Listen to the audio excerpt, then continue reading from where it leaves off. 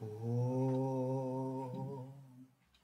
Sarvadharmastapakatvam Sarvadharmasvarupakaha Acharyanam Mahacharyo Ramakrishnaya Te Namaha. O establisher of all the faiths, embodiment of all the religions, the greatest teacher among all the teachers, O Sri Ramakrishna, my salutations to you. Namaste, Pranam. Is it possible to comprehend God? Is it possible to know the ways of God? It is just not possible. Our intelligence is so less that we cannot comprehend God's ways. And then Sri Ramakrishna had taught us that God, although manifests in all the beings, the power of manifestation of God in all the beings is different. And for that, he had given that beautiful example of how sunlight is reflected in different degrees in different objects. The reflection of sunlight from the surface of the earth is extremely bad. In the same way, Sri Ramakrishna says, there are people in whom the reflection of divinity in them is extremely bad. Those are the kind of baddha jivas that Sri Ramakrishna had taught us, the bound souls. Their reflection of divinity, their manifestation of divinity is so very low. Then there are mumukshus. And Sri Ramakrishna has given the example of water. Water reflects sunlight much better than the surface of the earth. At least there is some kind of reflection. You can see some light getting reflected from the surface of water. Those are the types of seekers, the mumukshus, the strugglers who want to achieve liberation. They know they have been caught in the net of fisherman, in the net of Maya, and their struggle to set themselves free starts. Maybe it will take births after births after births, but their struggle has started. They have realized they are caught and they want to set themselves free. And then on as far as the reflection of sunlight is concerned, Sri Ramakrishna says the mirror is the best reflector of the sunlight. Mirror is like those mukta jivas and nitya jivas. They reflect their divinity so well. The divinity is manifestation of divinity in nitya and mukta jivas is so profound that one need not ask, oh, is he an enlightened person? They automatically come to know.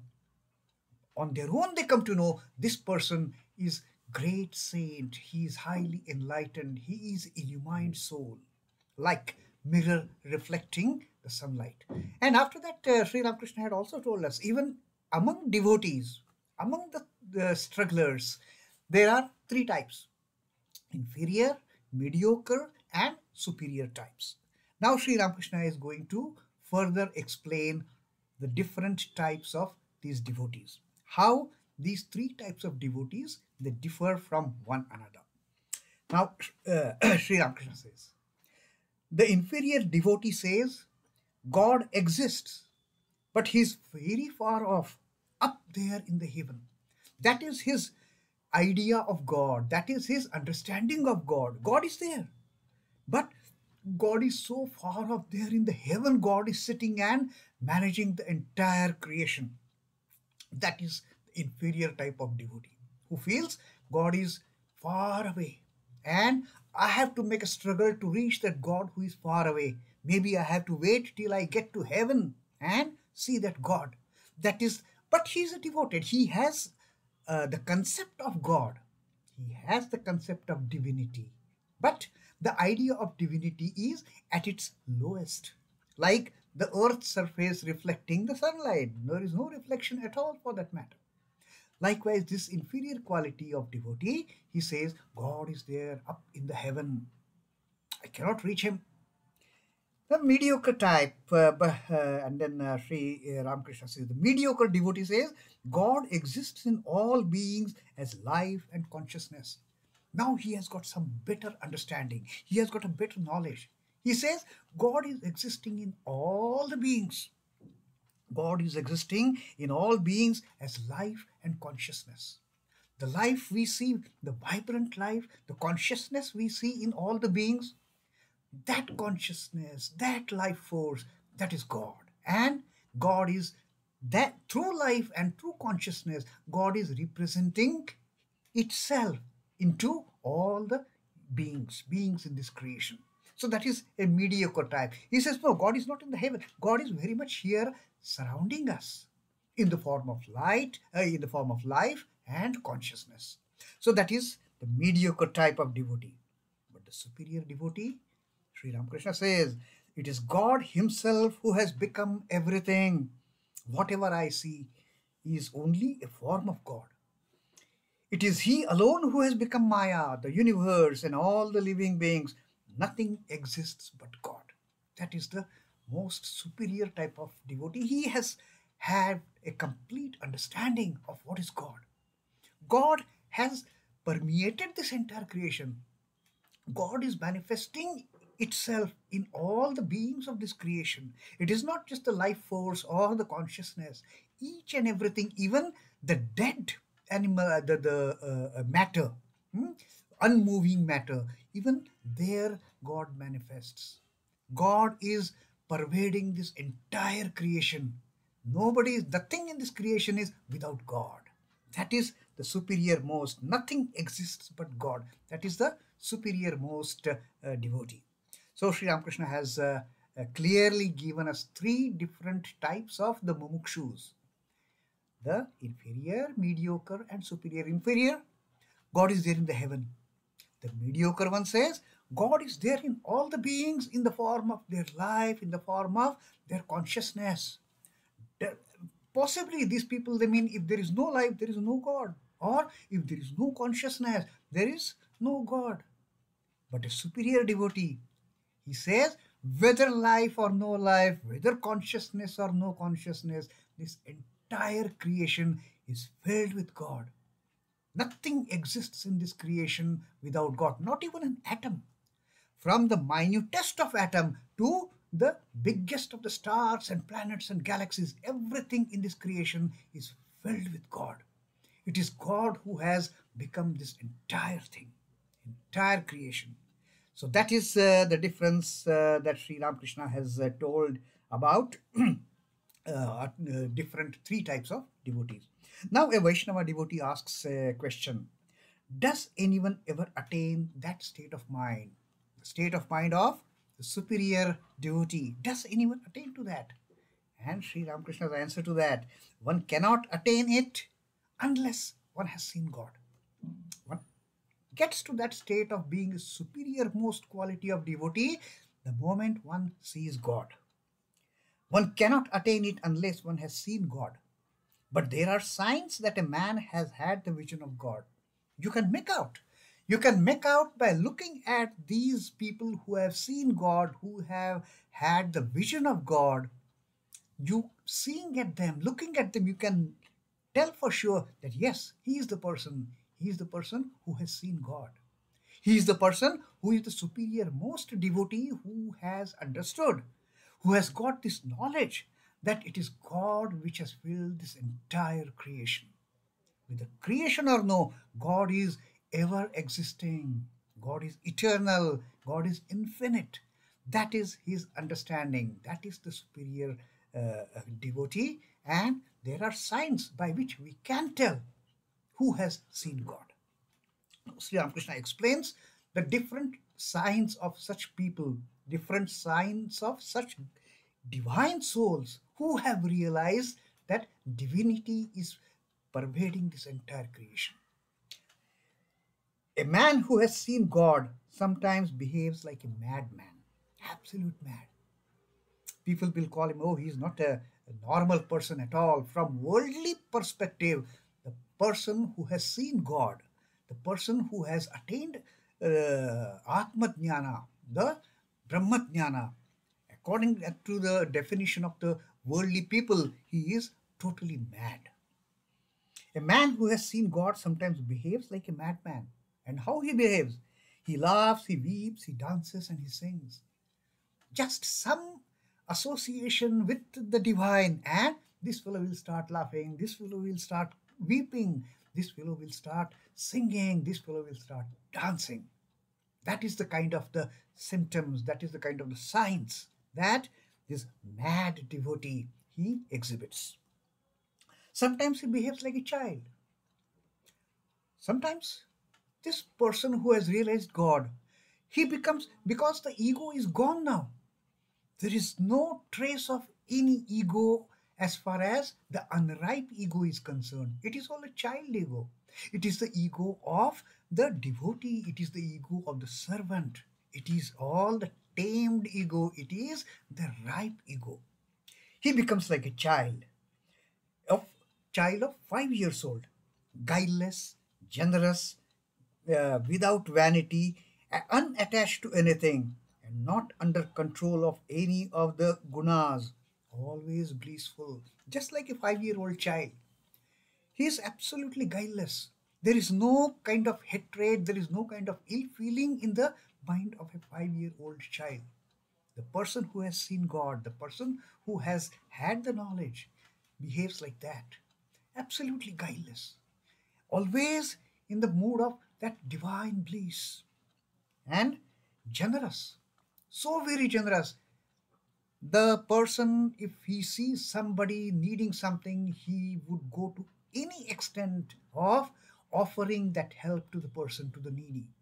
He would even give away his wearing cloth if somebody is looking for a cloth. Very highly generous. And therefore, these people, they are also very compassionate. They are very loving, but not attached. It is all unattached love. Their love doesn't seek returns. Their compassion doesn't seek returns. Their generosity doesn't seek returns. I am giving to you this thing, what you will do for me. There is no bartering in their system at all. Just like a child, they will do anything for the person who needs anything without any self-interest. Unattached to anything, not under control of any gunas. A 5 year old child, he is never under the control of the sattva, rajas, tamas. He is never bound by the three gunas. He is beyond three gunas. He is gunatita, like the God. So that is the second sign that one can make out, seeing that person. The moment the person starts behaving like a child, not childish, like a child, he becomes like a child. He becomes a child. Guileless, generous, no vanity, not attached to anything. That kind of person has seen God. Sometimes he behaves like a ghoul. He does not differentiate between things pure and impure. He has reached such a stage of intellect, buddhi, that he doesn't differentiate between the pairs of opposites. For that person, there is nothing holy, there is nothing holy, there is nothing pious, there is nothing impious, there is nothing pure, there is nothing impure. He sees no difference between things clean and things unclean. He is least bothered about these pairs of opposites. He is away from the pairs of opposites. For this person, there is no good, no bad. There is no joy, no sorrow. There is no holy, there is no unholy. There is no purity, there is no impurity. Everything is filled with God. And when everything is filled with God, the superior devotee, the one who has seen God, he does not differentiate between any of these pairs of opposites. He is beyond the dvaita. And sometimes he is like an inert thing, absolutely dead for that matter, staring vacantly. He cannot do any work, he cannot strive for anything, he has no desires. He is so desireless that he doesn't feel like doing anything at all. Maybe you will find that person just sleeping idle, doing nothing. Internally, he might be extremely busy. Internally, he might be extremely busy chanting the name, meditating upon the God, enjoying that bliss of the ultimate reality. That is how these superior devotees, the devotees who have seen God, they behave, Sri Ramakrishna says. They can be madman, they can be child, they can be like ghouls, or they can be absolutely good for nothing kind of people. filled outwardly. We may feel they are filled with tamas, in total inertia, no initiative, no zest. But internally, they have had the entire realization. They have had the ultimate realization. And that's how these devotees who have seen God, that they start behaving. And Sri M writes here, possibly Sri Ramakrishna at times, he used to behave like this. During this period of his austerity sadhana, people used to call him, oh, he's a madman. People used to call him, oh, he's a ghoul. People used to call him, he's doing nothing. People used to wonder at how childlike this great person is. So that also, it goes as the interpretation of Sri M. That was, the master was Sri Ramakrishna referring to his own experiences that he underwent, his the own signs that he exhibited during his period of austerities. And then Sri Ramakrishna further starts talking to the Vaishnava devotee. The feeling of thee and thine is the outcome of knowledge.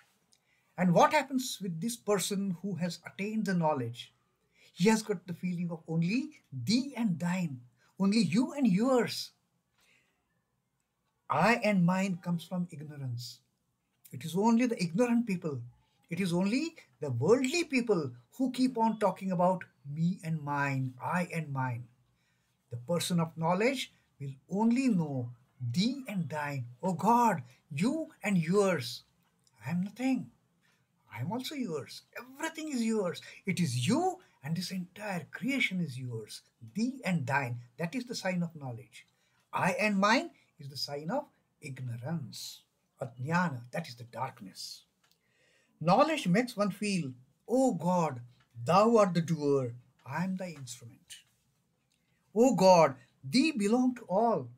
Body, mind, house, family, living beings, and the universe, all these are thine.